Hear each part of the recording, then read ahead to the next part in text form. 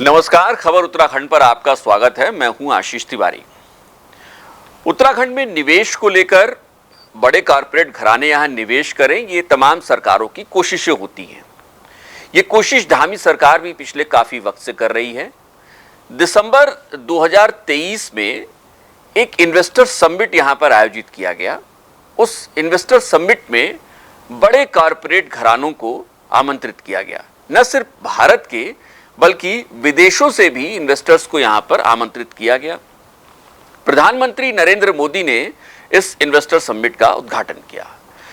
उस investor summit में भारत के एक बड़े कॉरपोरेट घराने अडानी ग्रुप्स ने भी हिस्सा लिया था। जब प्रधानमंत्री नरेंद्र मोदी ने इस समिट का उद्घाटन किया, उस दौरान कई बड़े कॉरपोरेट घरानों के जो रिप्रेजेंटेटिव्स आए थे, उन्होंने वहां पर अपनी अपनी प्लानिंग्स बताई। उस दौरान अडानी ग्रुप्स ने भी अपनी प्लानिंग बताई कि किस तरीके से वो उत्तराखंड में निवेश की तैयारी कर रहे हैं। कई सेक्टर्स गिनाए उत्तराखंड में अडानी ग्रुप्स ने, जिसमें वो निवेश करेंगे या उनकी प्लानिंग है निवेश करने की। इसके बाद अप्रैल के आसपास की ये खबरें आनी शुरू हुई। जब दिसंबर में इन्वेस्टर समिट हुआ, उसके बाद मार्च अप्रैल में खबरें आनी शुरू हुई कि अडानी ग्रुप अब तैयारी कर रहा है। हाल ही में एक और खबर भी आई है, महज एक हफ्ते पहले के करीब एक खबर आई है, जिसमें यह बताया गया कि अडानी ग्रुप्स अब उत्तराखंड में निवेश के लिए तैयार है और सबसे पहले वो कोशिश कर रहा है कि कृषि और उद्यान के क्षेत्र में लगभग 500 करोड़ का निवेश किया जाएगा। ये निवेश कई तरीके से होगा। इसमें सबसे बड़ी बात ये होगी कि कृषि और जो बागवानी या उद्यान का जो क्षेत्र है, उसमें एक तो सबसे पहले कोल्ड स्टोरेज की व्यवस्था करेगा अडानी ग्रुप्स। यानी जो पहाड़ों में उपज होती है, चाहे वो कृषि की हो चाहे उद्यान से हो, उसको वो कोल्ड स्टोरेज में रखने की व्यवस्था करेगा। वहाँ पर कोल्ड स्टोरेज बनाएगा ताकि जो उपज है वो खराब न हो, उसको वहाँ पर सुरक्षित रखा जा सके। इसके अलावा अभी तक जो खबरें हैं वो ये हैं कि लॉजिस्टिक, मतलब उसकी परिवहन की व्यवस्था भी ये ग्रुप करने की तैयारी में है, ताकि जो किसानों की उपज है, एक तो पहले वो सुरक्षित रखी जा सके और उसके बाद सुरक्षित रखने के बाद उसको मंडियों तक सुरक्षित पहुंचाया जा सके। यानी लॉजिस्टिक का काम भी उसकी तैयारी चल रही है। इसके अलावा कई और भी जो नए रिफॉर्म्स हैं कृषि के क्षेत्र में, उसको भी लागू करने की तैयारी है। तकरीबन 500 करोड़ के आसपास का ये निवेश है। कुछ पहले हम आपको बताते हैं कि कौन कौन से इलाके हैं, कौन कौन से वो सेक्टर्स हैं जहां पर ये निवेश करने की तैयारी कर रहा है अडानी ग्रुप्स। ये आपको एक बार हम पहले बताते हैं।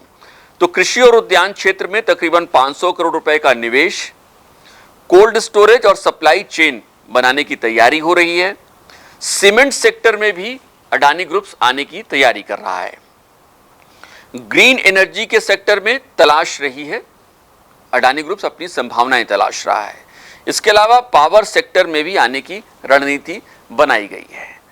तो ये अडानी ग्रुप्स की प्लानिंग है। मतलब आप समझिए कि पावर सेक्टर हो, ग्रीन एनर्जी हो, सीमेंट निर्माण का सेक्टर हो, इन सभी में अडानी ग्रुप आने की तैयारी कर रहा है और तकरीबन 3 से 4 हजार करोड़ के निवेश की तैयारी चल रही है।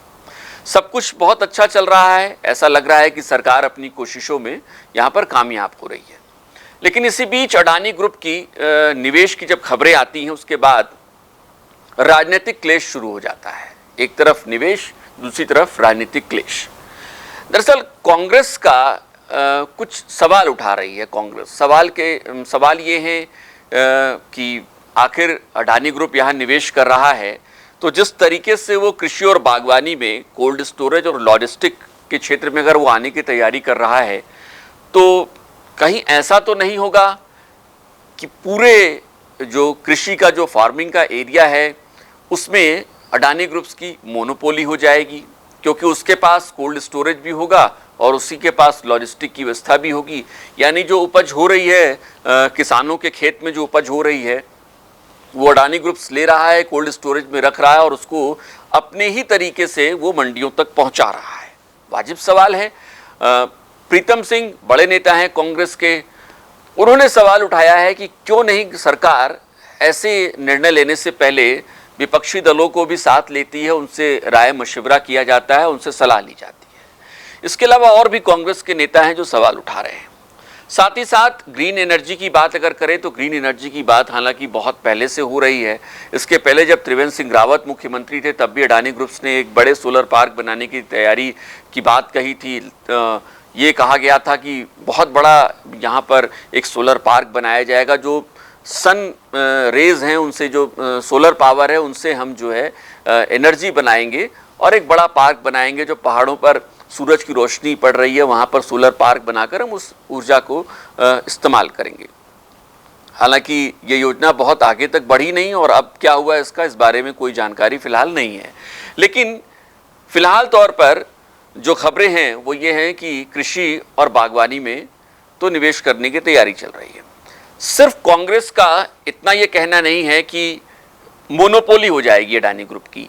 एक और आरोप कांग्रेस बार बार लगा रही है। कांग्रेस का ये आरोप है कि राज्य में उद्यान घोटाले से नजरें हटाने के लिए, उस पर चर्चा न हो, इसके लिए इस तरीके की खबरें प्लॉट की जा रही हैं। दरअसल उद्यान घोटाले के बारे में आप सबने सुना होगा और बहुत सारी खबरों के आने के बाद, दबाव पड़ने के बाद आखिरकार सरकार ने इसकी जांच, एक तरीके से कह सकते हैं कि कोर्ट के कहने के बाद सरकार ने इसकी जांच सीबीआई को सौंप दी है। इस मामले में कार्रवाई हो रही है। कई बड़े नाम इसमें सामने आ रहे हैं, कई लोगों की गिरफ्तारी भी हो चुकी है। हालांकि अभी भी बहुत सारी परतें खुलनी बाकी हैं। जिस तरीके से जो नर्सरियां थी नहीं, कहीं कागज पर सिर्फ एग्जिस्ट कर रही थी, उनको बड़े बड़े ऑर्डर दिए गए। उद्यान निदेशक ने अपने तरीके से, मनमाने तरीके से खेल खेला। इस पूरे मामले में अहम बात यह भी है कि बड़े स्तर के जो अधिकारी हैं या फिर मंत्री हैं, उनकी जिम्मेदारी अभी तक तय नहीं हो पाई है। सिर्फ उद्यान निदेशक के इर्द गिर्द और कुछ और अधिकारी हैं, उनके इर्द गिर्द ये पूरी जांच अभी तक चल रही है। क्यों नहीं ये जिम्मेदारी तय हुई, ये भविष्य बताएगा या फिर सरकार बताएगी कि मंत्री की जिम्मेदारी इसमें तय क्यों नहीं हुई, क्यों नहीं उनके खिलाफ कोई कार्रवाई हुई। फिलहाल अभी भी गणेश जोशी कृषि मंत्री बने हुए हैं।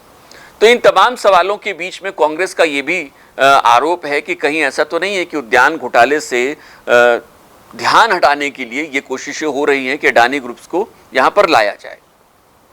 लेकिन इस सब के बीच अगर आप देखिए तो एक बात तो तय है कि निवेश की जो कोशिशें थी वो कहीं न कहीं धामी सरकार की वो मैच्योर हो रही हैं। उसमें कोशिशें जो हैं वो अब लग रहा है कि निवेश के लिए बड़े, जिस तरीके से टाटा ने कहा कि इलेक्ट्रॉनिक सिटी बनाने की तैयारी कर रहा है। हालांकि कांग्रेस इस पर भी सवाल उठा रही है कि 2025 तक का है और मुगालता पाला जा रहा है कि इलेक्ट्रॉनिक सिटी जो है वो बनेगी।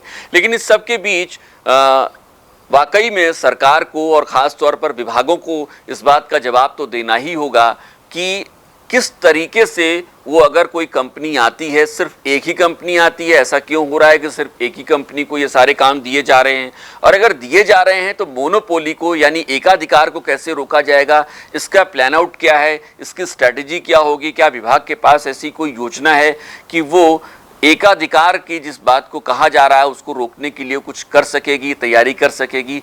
ऐसा अगर कोई योजना है तो वो बताना शायद विभाग की जिम्मेदारी है। यकीनी तौर पर हम सभी चाहते हैं कि उत्तराखंड में निवेश आए, बड़े कारपोरेट घराने आए और यहाँ की अर्थव्यवस्था को और मजबूती मिले। लेकिन ऐसे अगर आरोप और ऐसे सवाल उठ रहे हैं तो उनके जवाब देना भी लाजमी है। जवाब उनसे मांगे जाएंगे और ये जवाब कब आएंगे इसका इंतज़ार आपको और हमको दोनों को है। अगर आप हमें यूट्यूब पर देख रहे हैं तो चैनल को सब्सक्राइब ज़रूर करिएगा, बेल आइकन ज़रूर दबाइएगा। आप कमेंट करिएगा कि क्या वाकई में उद्यान घोटाले से कहीं ऐसा तो नहीं है कि ध्यान हटाने के लिए इस तरीके की खबरें प्लॉट की जा रही हैं, या फिर मोनोपोली को रोकने के लिए अगर आप चाहते हैं कि वाकई में सरकार इसको कोई योजना है तो उसके बारे में बताए। तो ये कमेंट करके हमें ज़रूर बताइएगा, हम आगे भी इस पर वीडियो ज़रूर बनाएंगे। नमस्कार।